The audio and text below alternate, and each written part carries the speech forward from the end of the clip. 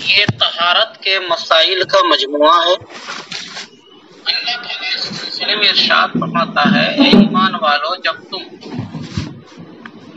نماز کا ارادہ کرو در حالے کہ بے وضو رہو تو دھل لو اپنے چہروں کو، اپنے ہاتھ کو کہنی سمیت اپنے پیر کو، اور مسح کر لو سر کا۔ اب تک ہم لوگوں نے صاحب ہدایہ کے بیان کردہ خطبے کو پڑھا۔ اب یہاں سے اصل کتاب کا آغاز ہو رہا ہے۔ اصل کتاب میں جو عنوان ہے وہ ہے کتاب الطہارات کا۔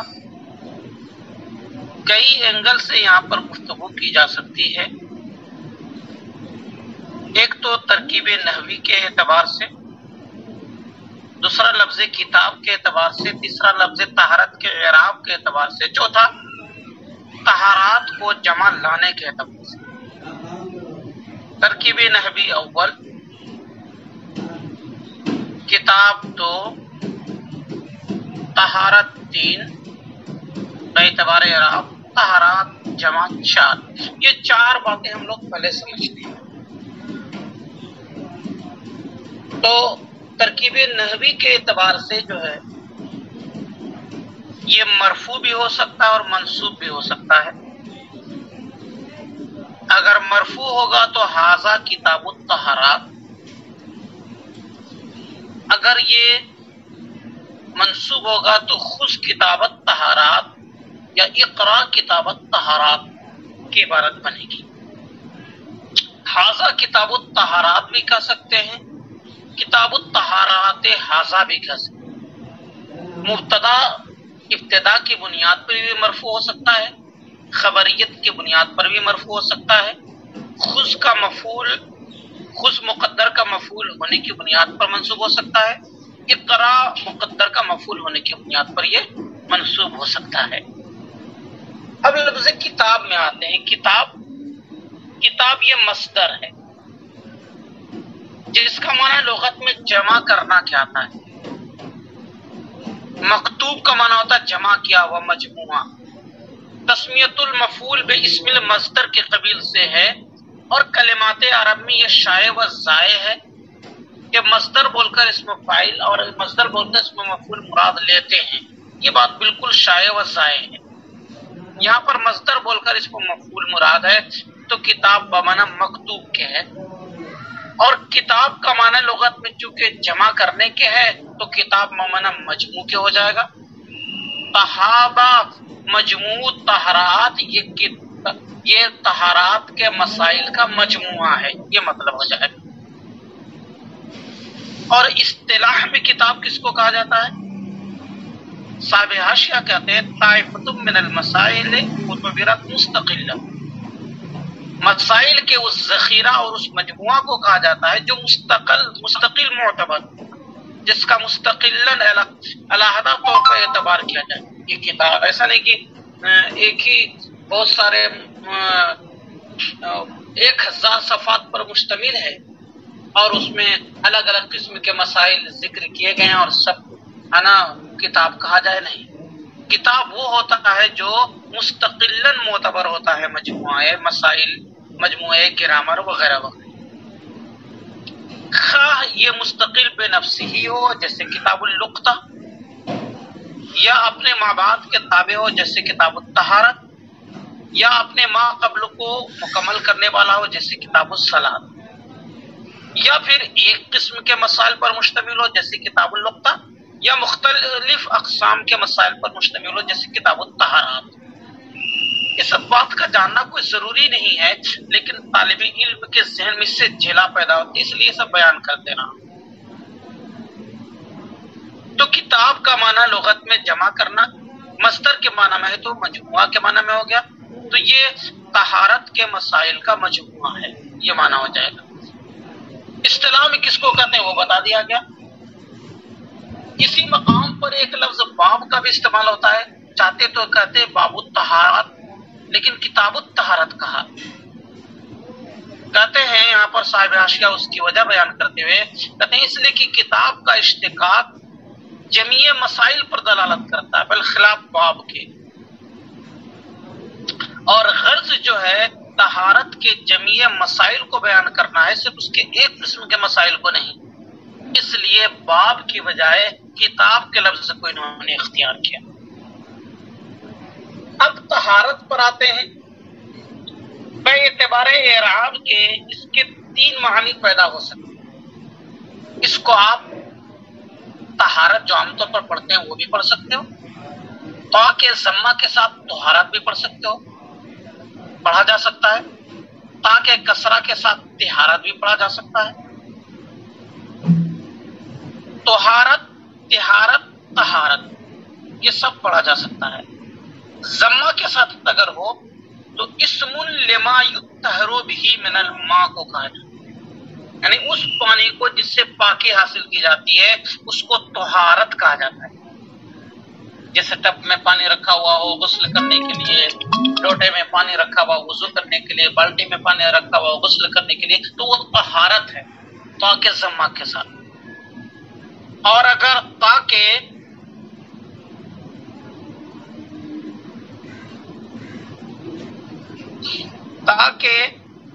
اگر فتحہ کے ساتھ ہو تو نظافت و صفائی ستھرائی کے معنی میں ہے، اور اگر تاکہ کسرہ کے ساتھ ہو تو آلے نظافت، آلے طہارت کو کرے۔ وضو اور وضو میں بھی اسی طرح کی باتیں، تھوڑا سا اس میں تغیر ہے، تھوڑا سا تبدل ہے، کہ یہاں پر تو طہارت کس کو کہتے ہیں؟ اس پانی کو جس سے کہ پاکی حاصل کی جائے، لیکن وہاں پر وضو واو کے فتحہ کے ساتھ اس پانی کو کہتے ہیں جس سے وضو کیا جائے۔ اور جو فعل ہوتا ہے، جو عمل ہوتا ہے، ہاتھ دھلنا، پیر چہرہ دھلنا، ہاتھ دھلنا، سر کا مسح کرنا، پیر دھلنا، یہ کیا ہے؟ یہ وضو ہے واو کے ضمہ کے ساتھ۔ آدمی جو ہے نا بے توجہی میں بول دیتے ہیں وضو کیا، وضو کیا نہیں، وضو کیا واو کے ضمہ کے ساتھ بولنا چاہیے۔ اور وضو تو پانی کو کہتے ہیں جس سے کہ وضو کیا جاتا ہے، نظافت حاصل کی جاتی ہے، اور وضو اس لوٹے یا برتن کو کہتے ہیں جس میں وضو کا پانی رکھا جاتا ہے۔ تو وہاں پر بھی تین طرح کے معنی پیدا ہوتے ہیں، صرف حرف اول کے حرکات کی تبدیلی سے۔ یہاں پر بھی تین طرح کے ہی معنی پیدا ہوتے ہیں، حرف اول کے اعراب اور حرکت کی تبدیلی کے اعتبار سے، مگر تھوڑا سا فرق ہے۔ وہاں پر واو کے ضمہ کے ساتھ ہو تو اس عمل کو کہتے ہیں جو کرتے ہیں، چہرہ دھلنا، ہاتھ دھلنا وغیرہ۔ یہاں پر جو ہے تاکہ فتحہ کے ساتھ ہو تب اس عمل کو کہتے ہیں جو پاکیزگی حاصل کرنا ہوتا ہے۔ اب یہاں پر طہارت جو ہے جمع استعمال کیا صاحب ہدایہ نے، واحد استعمال نہیں کیا، جبکہ یہ مصدر ہے، اور اپنے شرح وقائع میں پڑھا ہوگا المصدر لا یثنى ولا یجمع، مصدر نہ تو تثنیہ لایا جاتا ہے نہ جمع لائی جاتی ہے، تو تثنیہ اور جمع نہیں لایا جاتا تو پھر یہاں مصدر کو جمع کیوں لایا گیا؟ تو اس کا جواب دیا ہے کہ وہ مصدر جس کے آخر میں تا ہو اس کی جمع لائی جاتی ہے، استعمال کی جاتی ہے۔ لیکن سوال یہ پیدا ہوا کہ جمع لانے میں حکمت کیا؟ چلو ٹھیک ہے، جواز مل گیا کہ وہ مصدر جس کے آخر میں تا ہو اس کی جمع استعمال کی جاتی ہے، تو لیکن یہاں پر کیا کرنا ناگزیر تھا، کرنا ہی تھا؟ کیا واحد استعمال کرنے سے وہ مقصد حاصل نہیں ہوتا جو جمع استعمال کرنے سے ہو رہا ہے؟ کیا مقصد ہے اس کو جمع لانے؟ تو آپ کے حاشیہ میں یہ بات ہے، الطہارات فی الاتیان بالجمع اشارۃ الی ان الطہارۃ انواع فإن رفع النجاسۃ طہارۃ ورفع الحدث ایضا طہارۃ وہما نوعان مختلفان۔ لفظ جمع استعمال کرنے میں اس بات کی طرف اشارہ ہے کہ طہارت کی چند قسمیں ہیں، کیونکہ نجاست کو دور کرنا، کپڑے یا جسم کے اوپر اگر نجاست لگی ہوئی ہو اس کو دور کر رہے ہیں، یا کپڑے میں لگی ہو اور پانی سے اس کو زائل کر رہے ہیں تو یہ بھی طہارت ہے۔ اور جو خباثت لیٹرنگ اور پیشاب ٹوائلٹ کرنے کے بعد ہمارے مقام مخصوص میں لگی ہوتی ہے اس کو دور کرنا کو خباثت کہتے ہیں، بھی طہارت ہے۔ تو طہارت کی متعدد اقسام و انواع ہیں، اور اسی متعدد انواع و اقسام کی طرف اشارہ کرنے کے لیے مصدر استعمال کیا، تاکہ یہ پتہ چل جائے کہ یہاں پر طہارت کے ہر قسموں کو بیان کیا جائے۔ کتاب الطہارات سے اپنی کتاب کو مقدم کیا، اپنی کتاب کو شروع کیا صاحب کتاب نے۔ اصل میں میرے عزیز بچوں، مشروعات جو ہیں، جو احکام مشروعہ ہیں، وہ 4 طریقے کے ہوتے ہیں: خالص حقوق اللہ، خالص حقوق العباد، حقوق اللہ اور حقوق العباد دونوں مگر حقوق اللہ کا غلبہ، حقوق اللہ اور حقوق العباد دونوں لیکن حقوق العباد کا غلبہ۔ 4 طرح کے احکام مشروعہ ہوتے ہیں، یاد رکھیں۔ کیا؟ خالص حقوق اللہ، خالص اللہ کا حق، خالص حقوق العباد یعنی صرف بندوں کا اس میں حق، وہ صورت جس میں وہ احکام مشروعہ جس میں دونوں حق جمع ہو، حقوق اللہ بھی حقوق العباد بھی، مگر حقوق اللہ کو غلبہ حاصل ہے نا۔ اور چوتھا وہ جس میں جو حقوق اللہ اور حقوق العباد جس میں دونوں شامل ہو، دونوں جمع ہو، مگر حقوق العباد کو غلبہ حاصل۔ اب اس کی تفصیل تھوڑی سی بتا دیتے ہیں۔ خالص حقوق اللہ جیسے نماز اور روزہ، یہ خالص حقوق اللہ ہے، یہ حقوق العباد سے متعلق نہیں، حقوق اللہ سے متعلق۔ اس لیے کہا جاتا ہے نماز اور روزے میں اگر کسی طرح کی کوتاہی ہو جائے، نماز اور روزے میں کوتاہی ہو جائے اور اللہ تعالیٰ سے بندہ اگر گڑ گڑا کر رو رو کر اگر دعائیں کرے تو اللہ تعالیٰ اس کو معاف کر سکتا ہے، کیونکہ اللہ تعالیٰ سب سے بڑا توبہ قبول فرمانے والا ہے۔ لیکن حقوق العباد میں اگر کسر رہ گئی تو اس کی بھرپائی بہت مشکل ہے۔ تو خالص حقوق اللہ جیسے نماز اور روزہ، خالص حقوق العباد جیسے کہ بے کرنے میں، خرید و فروخت کرنے میں اللہ کا کیا فائدہ ہے نا، اس میں اللہ کا حق نہیں ہے، بندوں کا اس میں حق ہے۔ اب بندوں کا حق ہے، یہاں دیکھتے ہیں کہ آم کیسے لوگ خریدتے ہیں، درخت میں آم لگے ہوئے، ایک اندازہ کر لیا کہ ہاں اس میں 50 ٹوکرا آم نکلے گا، اور اس 50 ٹوکرے کا ایک ٹوکرے کا ایک بزنس مین نے پکڑ لیا کہ ہم کو مارکیٹ میں ملے گا 100 روپیہ، تو 70 روپے کے حساب سے وہ اندازہ لگا کے لے لیا۔ یہ بے باطل ہے، ناجائز ہے۔ گاچھ پر کتنے آم نکلیں گے، کتنے صحیح نکلیں گے، کتنے غلط نکلیں گے، کتنے خراب نکلیں گے، ہے نا، اس کا تو اندازہ نہیں ہے۔ ایسا بھی ہو سکتا ہے کہ اندازہ لگایا گیا 10 کنٹل کا، نکل گیا 20 کنٹل، تو اس میں مشتری کا پورا فائدہ ہے۔ اندازہ لگایا گیا 10 کنٹل کا اور نکل گیا 7 کنٹل، تو اس میں بائع کا فائدہ اور مشتری کا نقصان ہے۔ اور عہد المتعاقدین کا جس میں فائدہ ہو وہ چیز ناجائز ہوتی ہے، وہ بے ناجائز ہوتی ہے۔ بہرحال میں کہتا ہوں کہ بیع جو ہے یہ خالص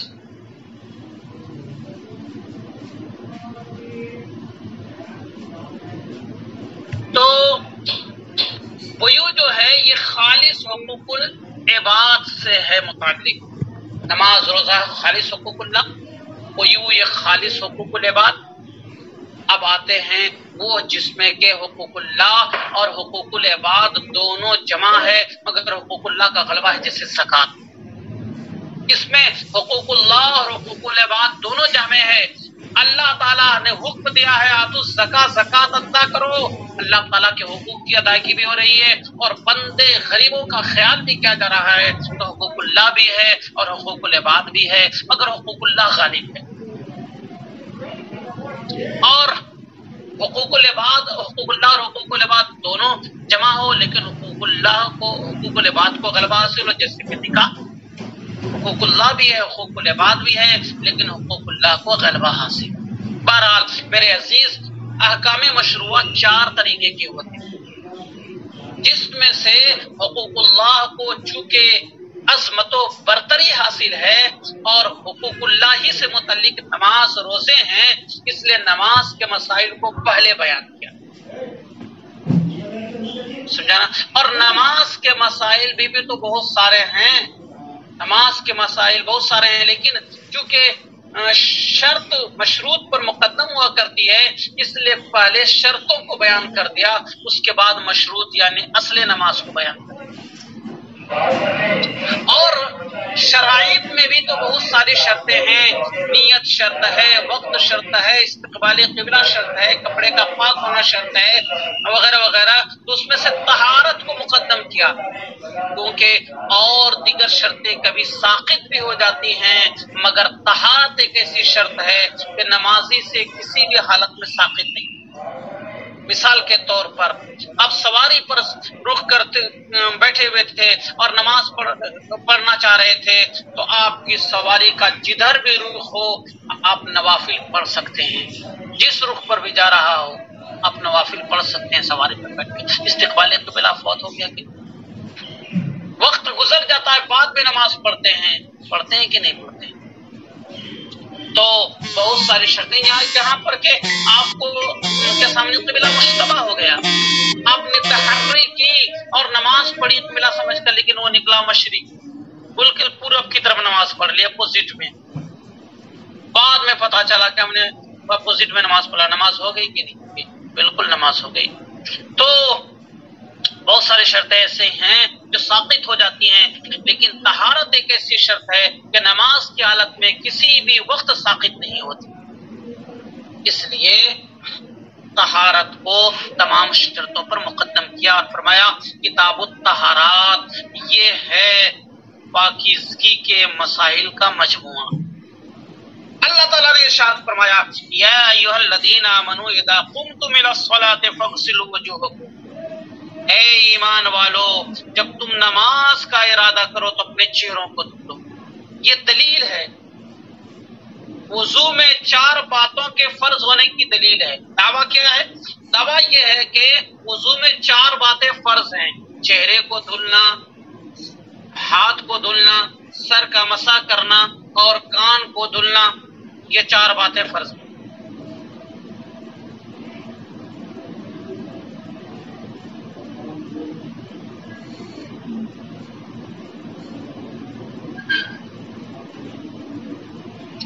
دعویٰ اور دلیل،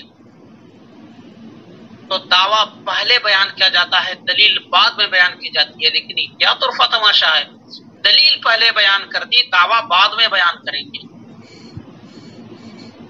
یا دعویٰ ضمنی ہے لیکن دلیل پہلے بیان کر دی۔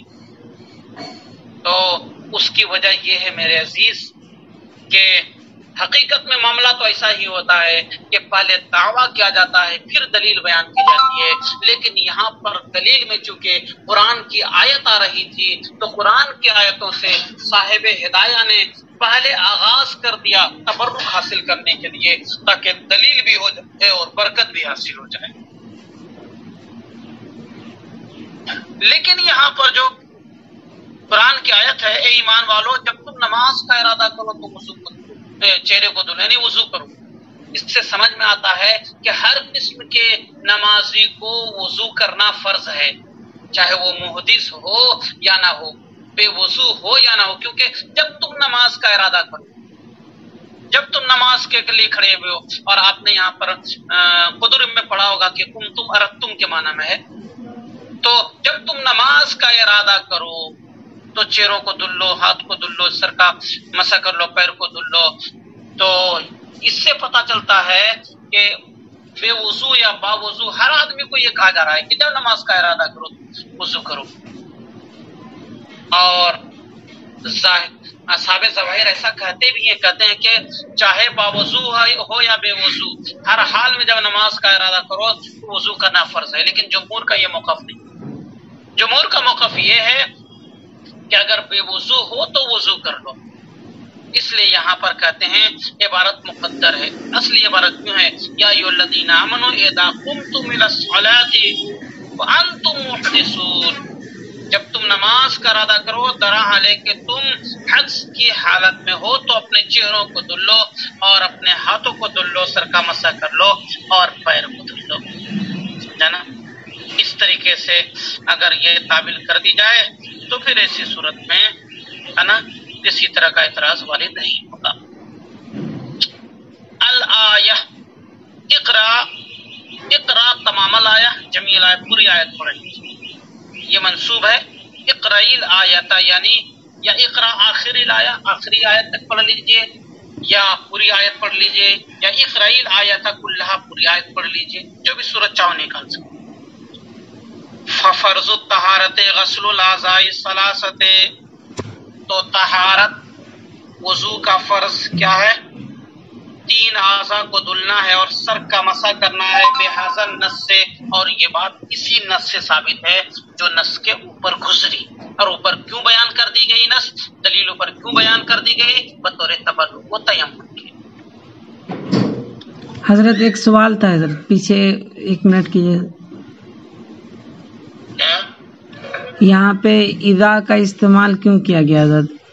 اور بھی تو شرطیات ہیں، ان ہیں وغیرہ، ان کا بھی استعمال کر سکتے تھے۔ یہ آپ کے حاشیہ میں بات دی ہوئی ہے، اذا قمتم ظاہر الآیت یقتضی وجوب الوضوء علی کل قائم علی الصلاۃ وهو مذهب اہل الظاہر۔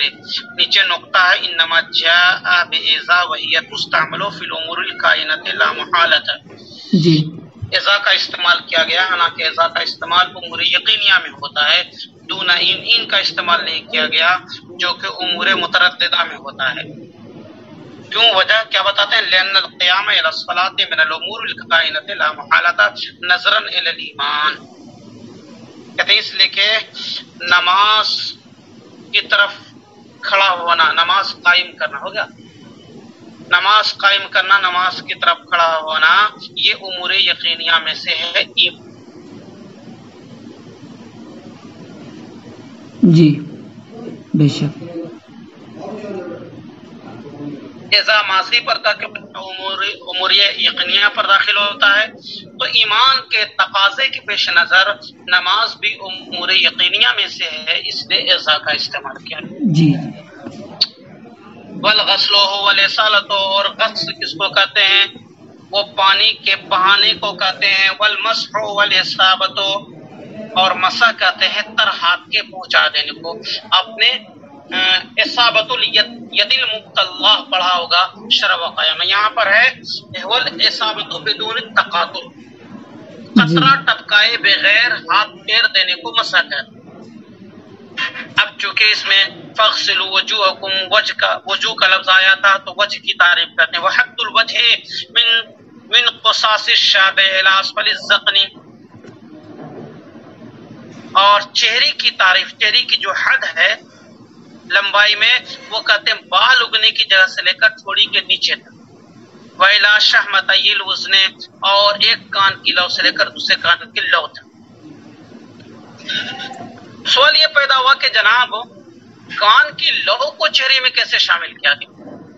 کہتے ہیں جناب کیونکہ وجہ سے مواجہت ہوتی ہے، یعنی انسان کسی کو پہچانتا ہے، روبروئی حاصل ہوتی ہے، اور روبروئی کا حصول، شناخت کا حصول جس طریقے سے سامنے سے ہوتا ہے بغل سے بھی ہو جاتا ہے۔ ایک آدمی پیچھے کی طرف سے دیکھ کر کے بھی جو ہے نا، سائڈ سے دیکھ کر کے بھی انسان کو پہچان سکتا ہے کہ یہ فلاں آدمی۔